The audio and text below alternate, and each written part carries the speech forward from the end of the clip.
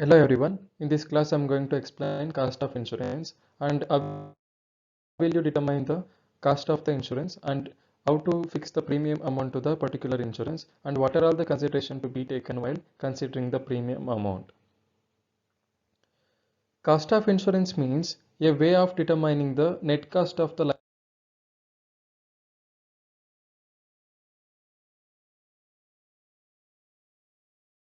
insurance to the insured. Here, the total amount the insured gets back from the insurer is deducted from the total amount the insured has been paid to the insurer, which is called as cost of insurance, which means difference between the total amount get back from the insurer and the total premium is called as cost of insurance. Next is how the cost of life insurance is determined. The premium rate for a life insurance policy is based on two underlying concepts. One is mortality and another one is interest. A third variable is the expense factor, which is the amount the company adds to the cost of the policy to cover operating cost of selling insurance, which includes legal fees, postage, advertisement charges, salaries, and compensation to the agents, etc. Investing the premiums and paying the claims, these are all comes under premium rates. In this, first one is mortality. Life insurance is based on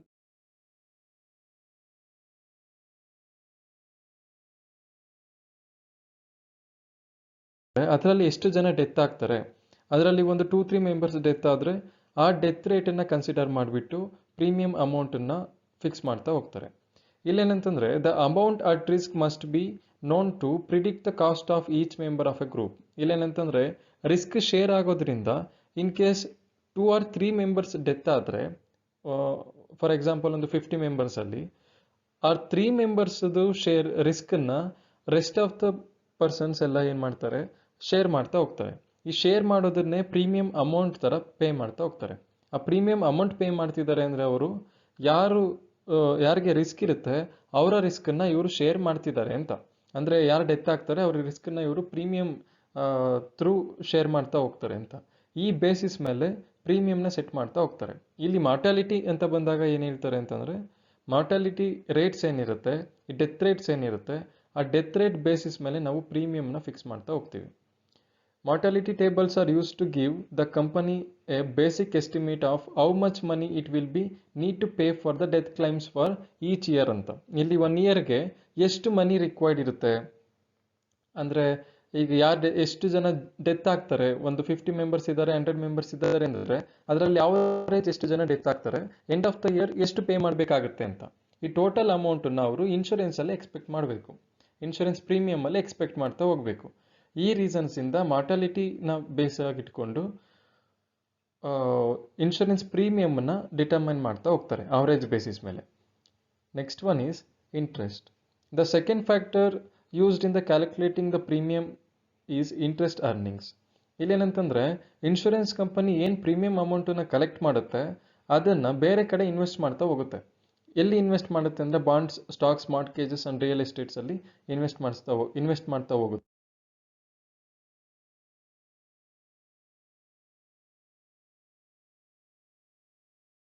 ಅವರಿಗೆ ಆ ಅರ್ನಿಂಗ್ಸನ್ನು ಪ್ರೀಮಿಯಮ್ಸ್ಗೆ add ಮಾಡ್ತಾ ಹೋಗ್ತಾರೆ. ಅಂದರೆ ಎಷ್ಟು cost ಆಗುತ್ತೆ ಆ basis ಮೇಲೆ interest ರೇಟನ್ನು set of ಮಾಡ್ತಾ ಹೋಗ್ತಾರೆ.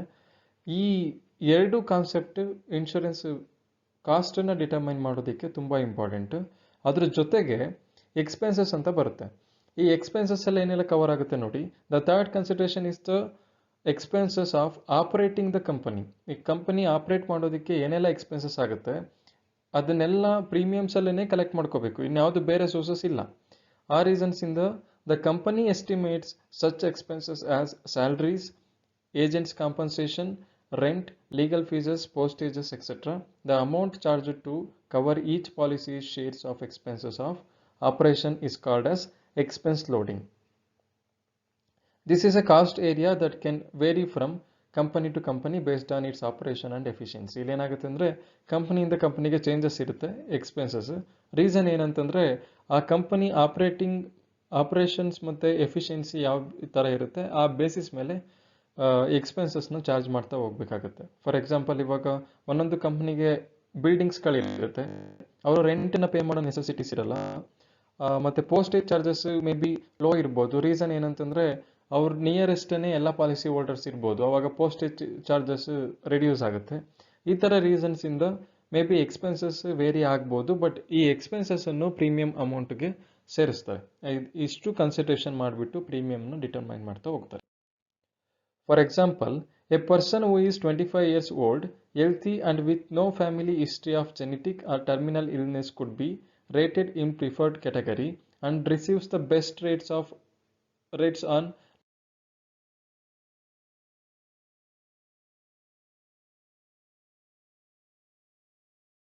ಪರ್ಸನ್, ಇನ್ನೊಬ್ಬ 45 ಇಯರ್ಸ್ ಓಲ್ಡ್ ಪರ್ಸನ್. ಇವರಿಬ್ಬರಿಗೆ ಏನು ಡಿಫ್ರೆನ್ಸ್ ಆಗುತ್ತೆ ಅಂತ, ಫಸ್ಟ್ ಒನ್ ಬಂದಾಗ 25 ಇಯರ್ಸ್ ಓಲ್ಡ್ ಪರ್ಸನ್ನಲ್ಲಿ ಅದು ಬೆಸ್ಟ್ ರೇಟ್ಸ್ ಥರ ಸಿಗುತ್ತೆ. ರೀಸನ್ ಏನಂತಂದರೆ ಅವರು ತುಂಬ ಇಯರ್ ಪೇ ಮಾಡ್ತಾ ಹೋಗ್ತಾರೆ, ಮತ್ತು 25 ಇಯರ್ಸ್ ಮತ್ತು 45 ಇಯರ್ಸ್ ಏಜ್ ಗ್ರೂಪನ್ನು ಕಂಪೇರ್ ಮಾಡ್ತಾ ಹೋದರೆ ಡೆತ್ ರೇಟ್ ಚೇಂಜಸ್ ಇರುತ್ತೆ. 25 ಇಯರ್ಸ್ ಟು 30 ಇಯರ್ಸ್ 35 ಇಯರ್ಸ್ ತನಕ ಏನಾಗುತ್ತೆ ಅಂದರೆ ಡೆತ್ ರೇಟ್ ತುಂಬ ಲೋ ಇರುತ್ತೆ, but after 45 years death rate ತುಂಬ ಜಾಸ್ತಿ ಇರುತ್ತೆ. ಇದು ಮೇ ಬಿ ಕೇಳೋದಕ್ಕೆ ಆರ್ಶ್ ಅನಿಸ್ಬೋದು, ಬಟ್ ಏನಂತಂದರೆ ಈಗೇನೆ ಆಗೋದು. But the insurance companies aims to collect the more premiums.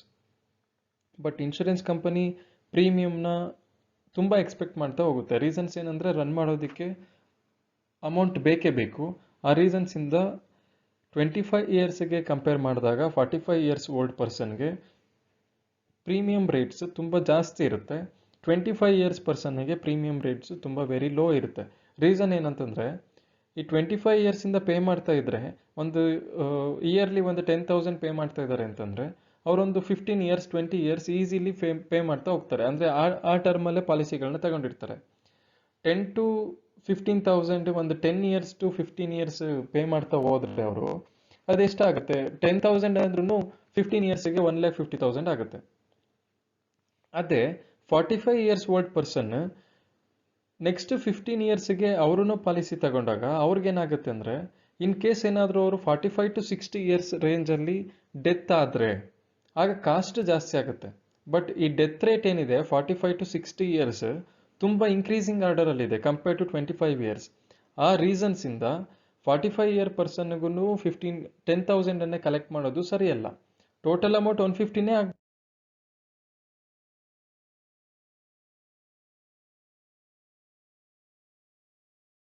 Difference ಆಗಲೇಬೇಕು.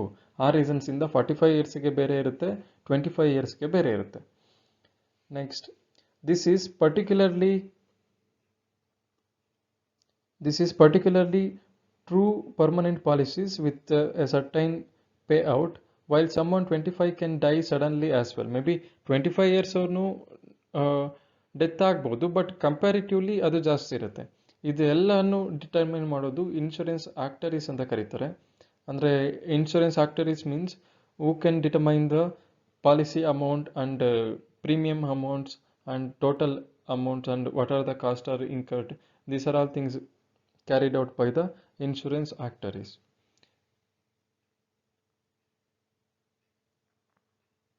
Insurance actuaries have determined to the exact amount charged for life insurance, rates for each category and age groups. ಇಲ್ಲೇನಂತಂದರೆ insurance actuaries ಏನು ಮಾಡ್ತಾರೆ ಅಂದರೆ age group wise ಪ್ರೀಮಿಯಮ್ನ set ಮಾಡ್ತಾ ಹೋಗ್ತಾರೆ. ಹೇಗೆ ಅಂತಂದರೆ 25 to 30 ಇಯರ್ಸ್ ಏಜ್ ಗ್ರೂಪ್ಗೆ ಒಂದು ಪ್ರೀಮಿಯಮ್ ಫಿಕ್ಸ್ ಮಾಡ್ತಾರೆ, 30 to 35 ಇಯರ್ಸ್ಗೆ ಒಂದು ಪ್ರೀಮಿಯಮನ್ನು ಫಿಕ್ಸ್ ಮಾಡ್ತಾರೆ. ಹಾಗೆಯೇ ಒಂದು 5 ಇಯರ್ಸಿಗೆ ಆರ್ 3 ಇಯರ್ಸಿಗೆ 2 ಇಯರ್ಸಿಗೆ ಒಂದೊಂದು ಕೆಟಗರಿನ ಮಾಡಿಬಿಟ್ಟು ಅಲ್ಲಿ ಪ್ರೀಮಿಯಮ್ನ ಸೆಟ್ ಮಾಡ್ತಾ ಹೋಗ್ತಾರೆ. ಮತ್ತು ಟೋಟಲ್ ಅಮೌಂಟ್ಸಲ್ಲೂ ಮೇ ಬಿ ಡಿಫರ್ ಆಗುತ್ತೆ. ಈ ಥರ ಆಕ್ಟರೀಸ್ ಡಿಫ್ರೆನ್ಷಿಯೇಟ್ ಮಾಡ್ತಾ ಹೋಗ್ತಾರೆ. ಇದು ಎಕ್ಸಾಂಪಲ್.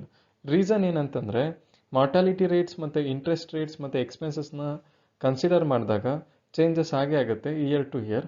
ಬಟ್ LICನ ತಗೊಳ್ಳುವಾಗ ಯಾವಾಗ ಬೆಸ್ಟ್ ಅಂತ ಹೇಳ್ತೀವಿ ಅಂತಂದರೆ ನೀವು ಅರ್ಲಿಯಾಗಿ ಯಾವಾಗ ತಗೊಳ್ತೀರಾ, ಅಂದರೆ ನೀವು ಎಷ್ಟು ಬೇಗ ಇನ್ಶೂರೆನ್ಸ್ ಪಾಲಿಸಿಗಳನ್ನ ತಗೊಳ್ತೀರಾ ಅಷ್ಟು ಬೇಗ ಬೆಟರ್. ಏನಕ್ಕಂದರೆ ಇನ್ಶೂರೆನ್ಸ್ ಪ್ರೀಮಿಯಂ ರೇಟ್ಸ್ ಲೋ ಇರುತ್ತೆ. ನೀವೇನಾದರೂ ತುಂಬ ಏಜ್ ಆದಮೇಲೆ ಇನ್ಶೂರೆನ್ಸ್ ಪಾಲಿಸಿಗಳನ್ನ ತಗೊಳ್ಳೋದಕ್ಕೆ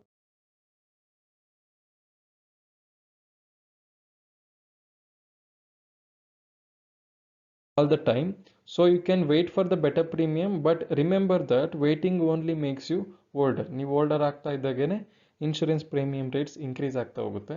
ಸೊ ನೀವು ಬೇಗ ಬೆಟರ್ ಪ್ರೀಮಿಯಂನ ತಗೊಂಡು ಇನ್ಶೂರೆನ್ಸ್ ತಗೊಳ್ಳೋದು ಬೆಟರ್ ಅಂತ ಹೇಳುತ್ತೆ. ಇದಿಷ್ಟು ಈ ಎಕ್ಸಾಂಪಲ್ ಮತ್ತು ಹೇಗೆ ಇನ್ಶೂರೆನ್ಸ್ ಪ್ರೀಮಿಯಂನ ಡಿಟರ್ಮೈನ್ ಮಾಡ್ತಾರೆ ಅನ್ನೋದ್ರಲ್ಲಿ ಬರುತ್ತೆ.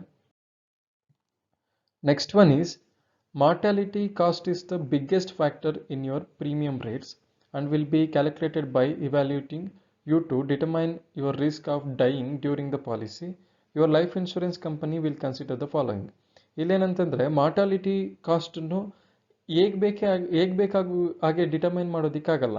ಇಲ್ಲಿನ್ನೂ ಸಮ್ ಫ್ಯಾಕ್ಟರ್ಸನ್ನು ಕನ್ಸಿಡರ್ ಮಾಡಬೇಕಾಗತ್ತೆ. ಯಾಕೆ ಆ ಥರ ಮಾಡಬೇಕು ಅಂತ ರೀಸನ್ಸನ್ನು ಹೇಳ್ಬೇಕಾಗತ್ತೆ. ಆ ರೀಸನ್ಸನ್ನು ಕೊಟ್ಟಿದ್ದಾರೆ. ಯಾವುದೆಲ್ಲ ಕನ್ಸಿಡ್ರೇಷನ್ ಇದೆ, ಮಾರ್ಟಾಲಿಟಿ ರೇಟ್ನ ಯಾವ ಬೇಸಿಸ್ ಮೇಲೆ ಮಾಡ್ತೀರಾ ಅಂತ, ಅದೆಲ್ಲ age, health, gender, job and hobbies,